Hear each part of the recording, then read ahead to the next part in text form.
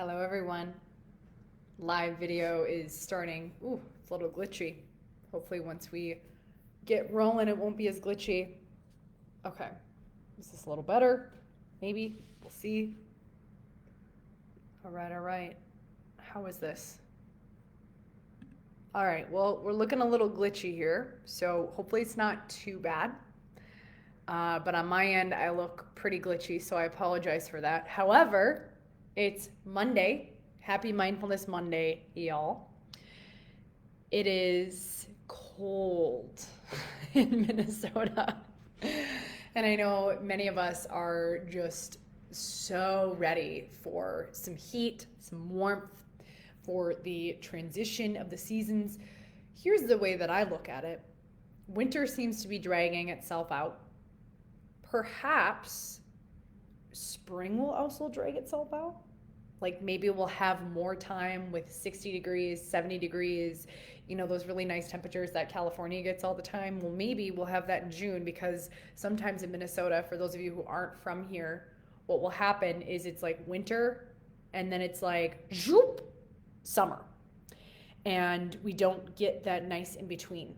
So maybe the dragging out of winter will allow for spring to drag out. Anyway, it's really important to remember that we are beings of the season. We have phases, we have seasonal shifts, we have chapters, and that nothing is really permanent and that it's all temporary. I think it's really important too to relate this. Many of you who have joined this group, welcome to our new people. You've asked about energy, vitality, how to be less fatigued, and many of you being women. There's a lot of women in this group. And many of you perhaps still having a menstrual cycle. It's really important to talk about flow. So that's what I want to talk about today, is the ability to honor our rhythms, honor our seasons, honor our phases, so that way you don't feel as though your body's broken, you're fatigued. I don't know about you, but when I grew up, I did not learn about how to honor my rhythms of my cycles. In fact, I didn't even know there were different phases of the cycle until I started to study it myself.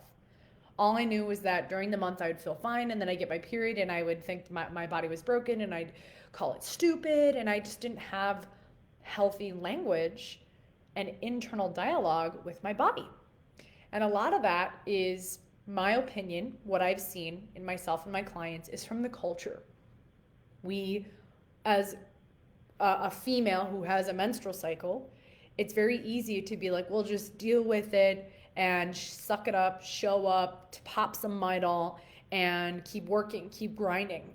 When at that time of the month, it's vital from a holistic perspective to really go inward and honor your body. I mean, your hormones are decreasing at that time. You're generally a little bit more emotional. You're generally feeling maybe some old stuff come up. Remember, when you have a menstrual cycle, you are passing an egg.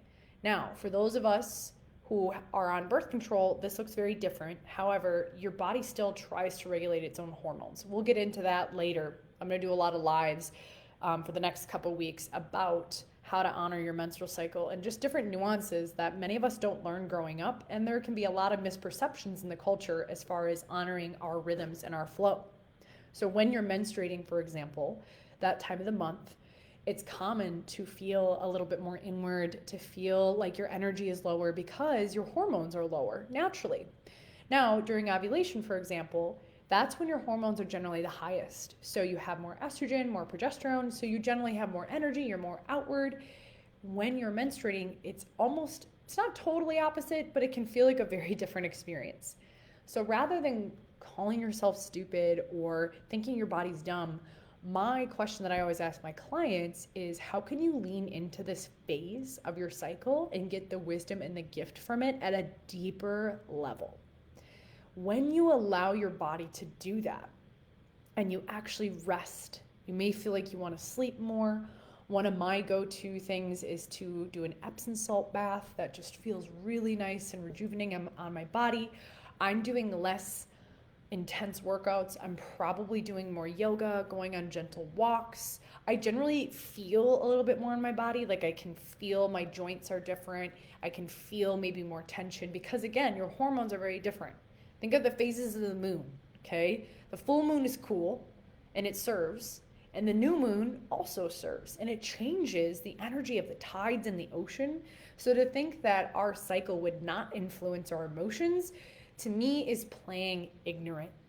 And that's what we're going to be talking about, is how at our workshop with our holistic occupational therapist Jess and Ashley, who is a trauma-informed yoga practitioner, breathwork practitioner, and she's here in the office with me, we are going to be talking about the different phases from a scientific perspective, a hormonal perspective, an energetic and a consciousness perspective, an emotional perspective, how your consciousness and your emotions actually may be during different phases when you have a balanced system.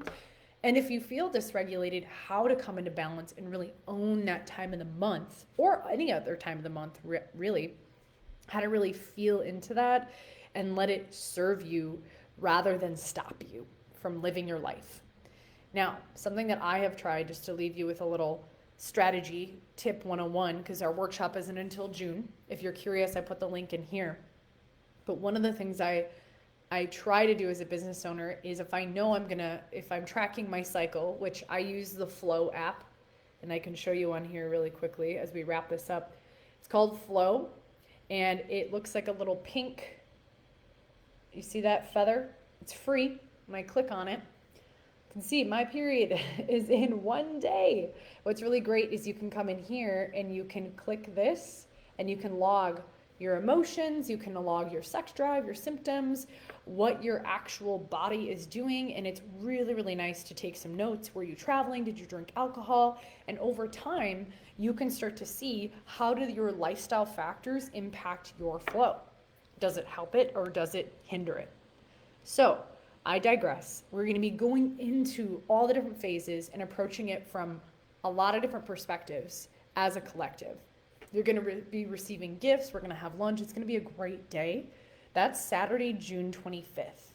So if you're like me and you grew up not understanding cycles and flow and actually how to honor your rhythms, come join us. I promise you, this is the exact workshop that we are creating as a group that we wish we would have had growing up. And when I asked a lot of people, what did you learn? What is the current education out there?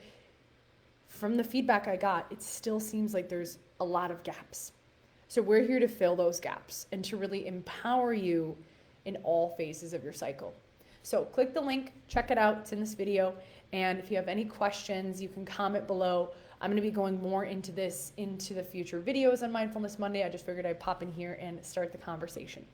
So I hope you all had a great weekend, and let me know, what is one thing that you wish you would have known when it comes to cycles, that you wish you would have known when you were younger, that you've learned now, and that you want to pass on to others to help empower them. Comment below. I'd love to support you, and wishing you a great Monday.